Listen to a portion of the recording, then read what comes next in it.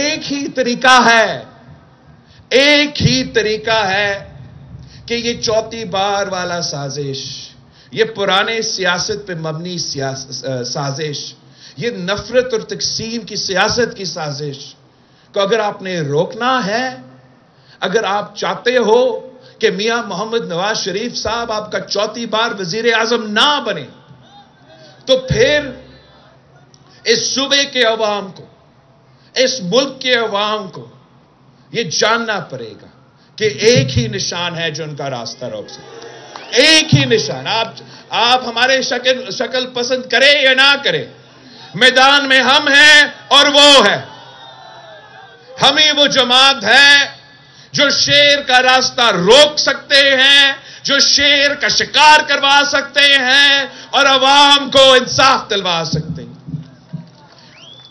ہمیں وہ جماعت ہے جن کے پاس ایک پورا کا پورا منصوبہ ہے۔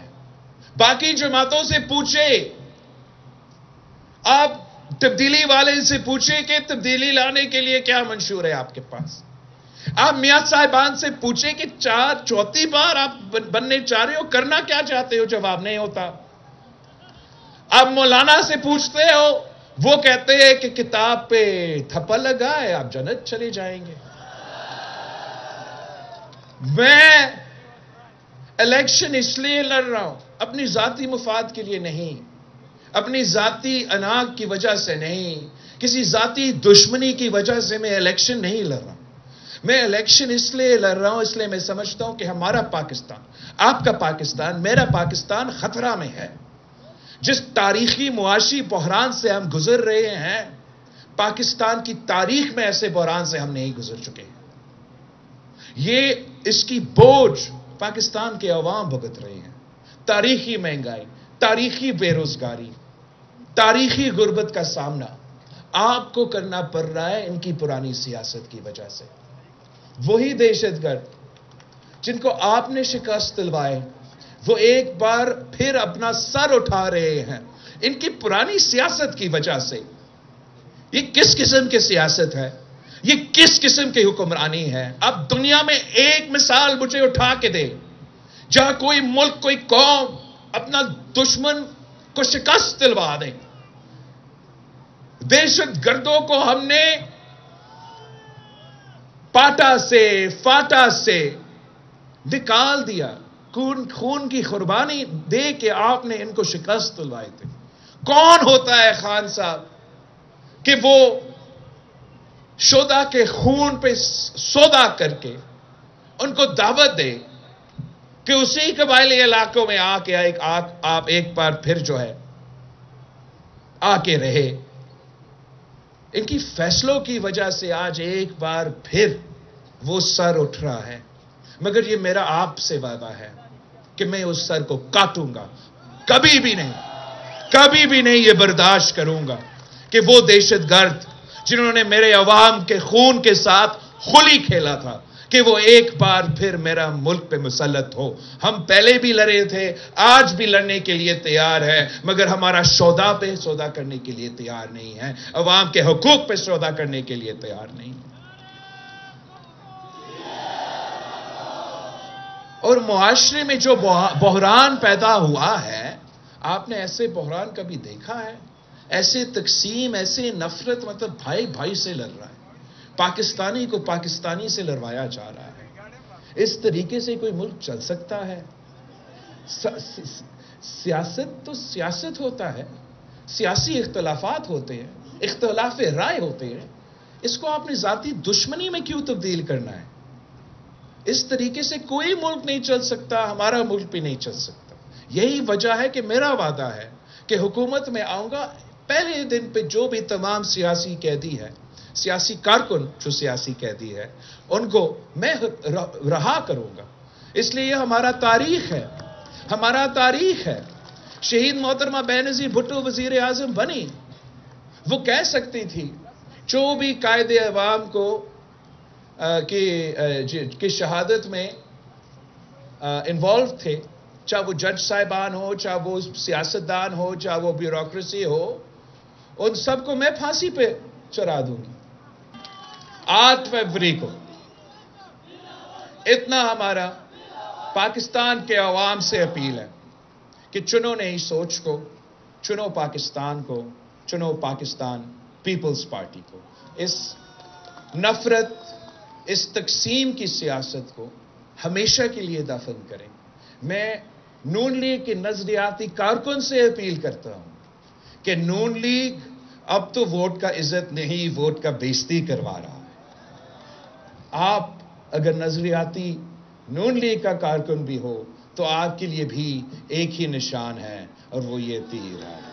میں پی ٹی آئی کا کارکن سے، پی ٹی آئی کا ووٹر سے بھی بات کرنا چاہ رہا ہوں کہ میں جانتا ہوں کہ آپ آج کل جذباتی ہوں گے، جانتا ہوں کہ آپ آج کل جذباتی ہوں گے. آپ کی اپنی فیصلہ ہے، ووٹ تو ضرور ڈالنا، ووٹ تو ضرور ڈالنا، یہ ان کا حق ہے. قائد عوام نے ان کو یہ حق دیا، یہ طاقت دیا، وہ طاقت استعمال کریں. مگر اگر وہ کسی دوسری جماعت پہ اپنا ووٹ ضائع کرتے یا اگر وہ کسی انڈیپینڈنٹ کینڈیڈیٹ پہ اپنا ووٹ ضائع کرتے ہیں تو میاں صاحب نے چوتھی بار وزیر اعظم بننا ہے. اگر وہ اپنے ووٹ کسی انڈیپینڈنٹ پہ ضائع کرتے ہیں تو پھر ان کو معلوم ہے کہ پریس کانفرنس ہوگا، پریس کانفرنس کے بعد وہ کہیں گے کہ ہم نے بڑا سوچا اور اب ہم نے شیر کو ووٹ ڈالنا ہے. تو اور میں ویسے ان پہ ترس کرتا ہوں. ترس کیوں کرتا ہوں؟ کہ ان کی پورا قیادت، اب ان کا قیادت نہیں رہا. جو نام کا قیادت ہے وہ تمام پلانٹڈ لوگ ہیں، پلانٹڈ لوگ ہیں. آپ کو بھی پتا ہے، مجھے بھی پتا ہے، ان بیچارے کو نہیں ہے، ان کو نہیں پتا.